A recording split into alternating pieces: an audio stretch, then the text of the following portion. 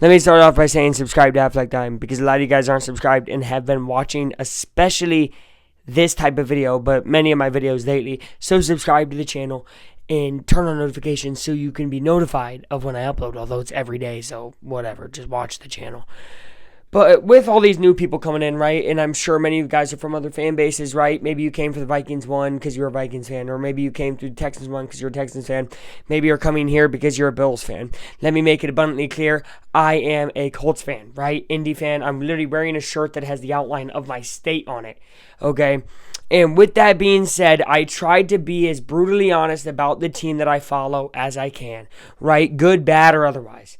And right now, I am at a loss for hope, right? So going into this game, I want you to know if there's kind of a dark cloud of gloom over me talking about the Colts, that's the reason why. Number one, let's start off with Michael Pittman Jr. being out of this game. Does that affect the team a lot? Not totally, because you gain Bernard Ryman back, who's an offensive lineman, and then you lose Michael Pittman Jr.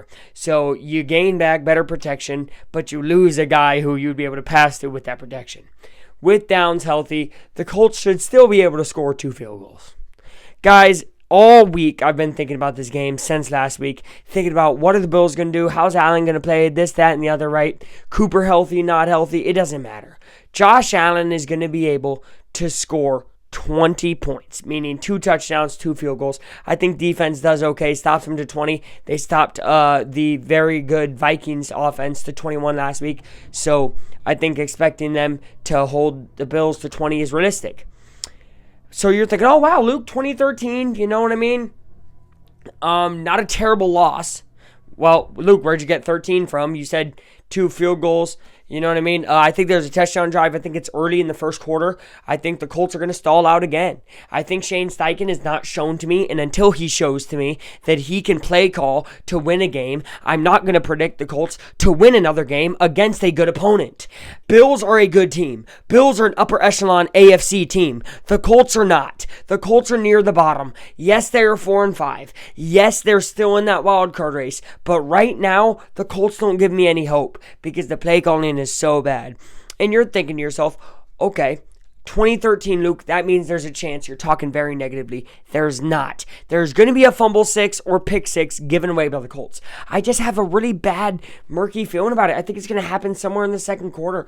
I think it's going to be 27-13. 27-13. I think Colts actually go into halftime leading 10-7. But I think in that second half, because the time of possession, let me actually get to that real fast. The time of possession is awful.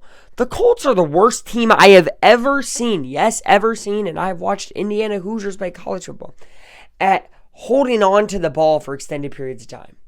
They get out-possessioned 45 minutes to 15, like every game, 40-20. Oh, no, wow, it's 35-25.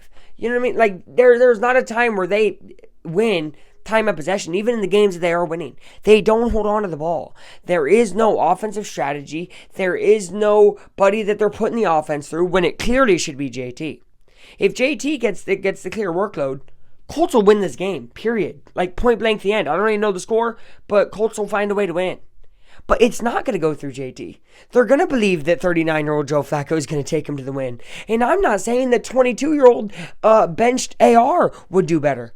My point is there's a total lack of preparation. There's a total lack of game planning. There's a total lack of game calling. There is a lack fundamentally with the Indianapolis Colts, and it has been a problem before Shane, back with Reich. There really hasn't been a solid game plan since Pagano, and I don't believe Pagano was a great coach, but you knew what he brought to the table. You knew defensively what he wanted to hang his hat on, right? And last year, I thought, okay, Shane wants to hang his hat on the offense, you know? Almost 24 points per game last year. Had a stretch where they were the best offense for 5 weeks, 5-game win streak, best offense in the league. That's not happening this year. Shane has regressed, just like Frank Reich did.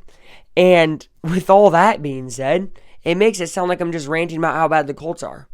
Let's go over to the Bills. Bills have Josh Allen, MVP candidate, not turning the ball over this year. Uh-oh. You know what I mean? They have Amari Cooper, who, healthy or not, is a difference maker. If he is, if he's not, They have a great run game. James Cook. What are the Colts not able to stop, especially late in games? The run. The zone scheme of the Colts, as much as Gus Bradley's defense looked good last week, that zone is still super bad, and especially against an elite of elite quarterback, a top 3 quarterback in the league at the moment. We're talking about statistics. We're talking about how they play. I honestly think it's Jared Goff, Lamar Jackson, Joe Burrow, Josh Allen. Okay, put Josh Allen in the top 4. Top 4. Blasphemy, by the way. Sorry about that.